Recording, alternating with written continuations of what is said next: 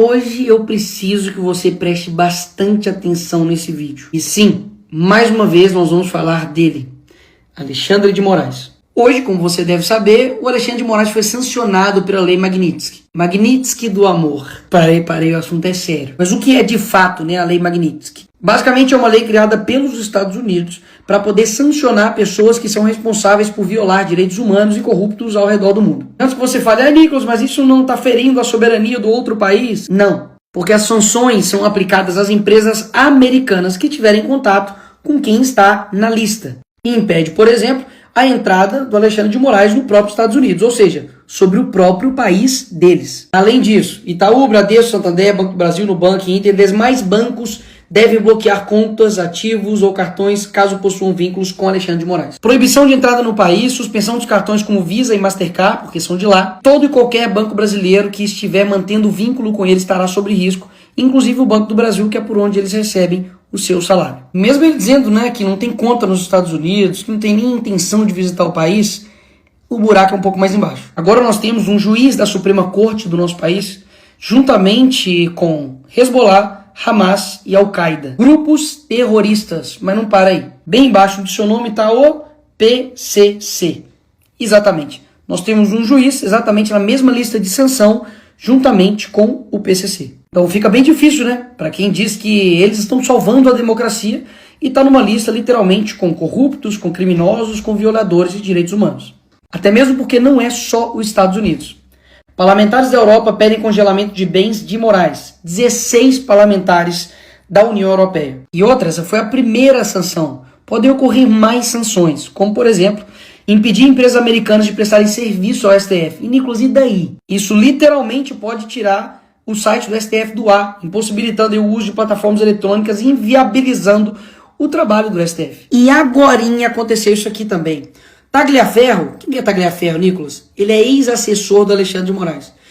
Ele disse que Moraes usava gabinete para perseguir a direita, choca um total de 0 pessoas. Mas o importante é que ele decidiu sair do Brasil para poder denunciar os abusos praticados pelo Alexandre de Moraes. Ou seja, eu, tu, todo mundo está ansioso para que esse cara vai falar. Nisso tudo surgem-se 2 perguntas. Nicolas, pesquisei, dei uma olhada e a Lei Magnitsky ela já foi aplicada em outras autoridades e não deixou de ser ditadura os locais onde os Estados Unidos fez isso. Sim, de fato, você tem razão. Mas há um diferencial. Todos esses locais, como por exemplo até mesmo a Venezuela, Cuba, já era uma ditadura 100% instaurada. Aqui no Brasil a gente ainda tem respiros de democracia, como por exemplo falar na internet. Muito embora ele mesmo já tenha derrubado minhas redes sociais. Mas enfim, a gente ainda pode usar por um tempo, Então sim, você está correto. Não é nenhuma bala de prata. Também que a gente está tentando matar um vampiro. Mas é sim, uma bela de uma rachadura nessa tirania que inclusive foi feita por brasileiros. A Lei Magnitsky é a maior ou única esperança de um Brasil livre de comuno-larápios. Olavo de Carvalho. Esse tweet até poderia ser algo assim normal, se não tivesse sido feito em 2020, por essas e outras que eu peço para vocês estudarem esse cara, porque inerrável. E da comitiva de deputados brasileiros, especialmente do Eduardo, que está aqui, que durante muito tempo ficou zoado aí de ser fritador de ovo, que ele trabalhou nos Estados Unidos com isso, que hoje deu uma bela de uma fritadinha na cabeça de ovo. Junto com o Paulo conseguiram essa sanção. E aí vem a terceira pergunta. Eu tinha falado 2, mas enfim. A terceira pergunta. Será que essas sanções vão fazer com que este cara, juntamente com o consórcio e cúmplices, recuem das decisões arbitrárias, sem ampla defesa, da perseguição que está acontecendo aqui no Brasil, principalmente contra a direita? A resposta é: ninguém sabe. E sim, há uma tensão no ar. Porque a gente sabe que o sistema pode revidar com muito mais repressão ou fazer um recurso estratégico.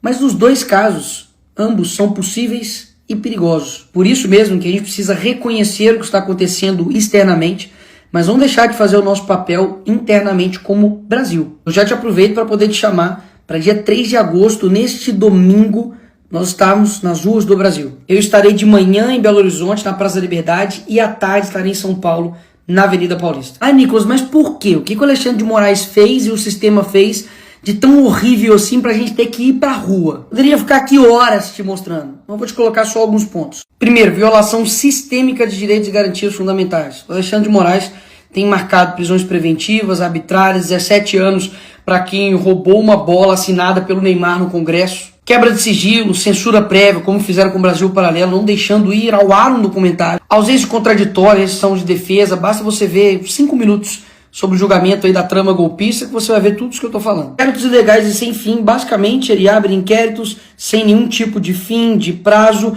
e vai prorrogando, e basicamente para poder fazer o Fishing Expedition. Significa fazer uma pesca predatória. Basicamente você vai indo atrás da pessoa para poder ir buscando outras coisas, e isso não é papel dele. Se for, é o papel do Ministério Público, não dele. Medidas abusivas contra o ex-presidente Bolsonaro. E repito, você não precisa gostar dele, mas falar que isso aqui é normal, tá de sacanagem. Bolsonaro não pode dar entrevista. Ele não pode falar com o seu próprio filho.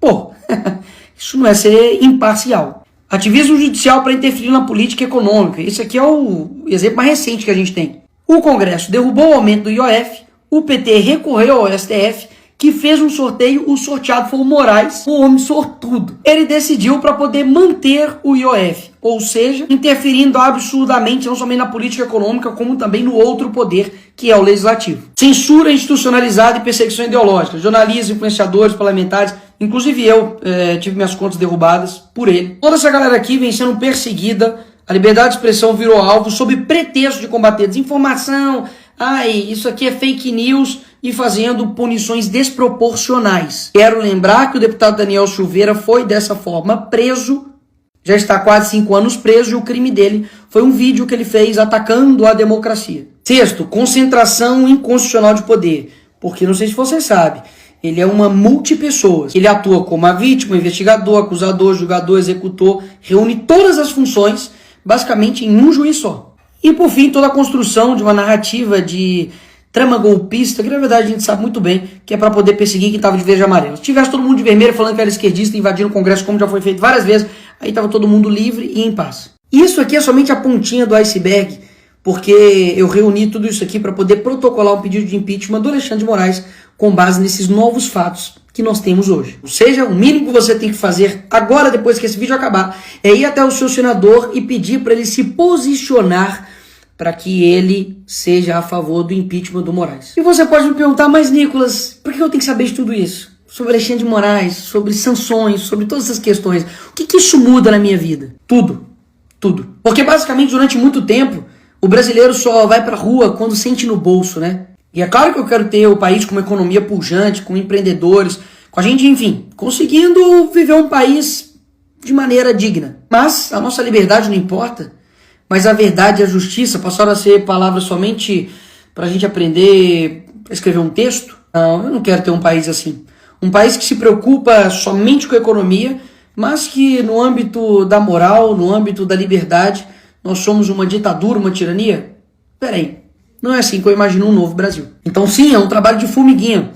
Conscientizar, falar com as pessoas, ganhar a opinião pública, afinal de contas, nós temos aqui, só isso aqui, só a internet. Enquanto eles têm as universidades, tem os tribunais, tem a Globo, tem toda a mídia tradicional do lado deles. E eu não tenho dúvidas que para melhorar vai ter que piorar muito ainda.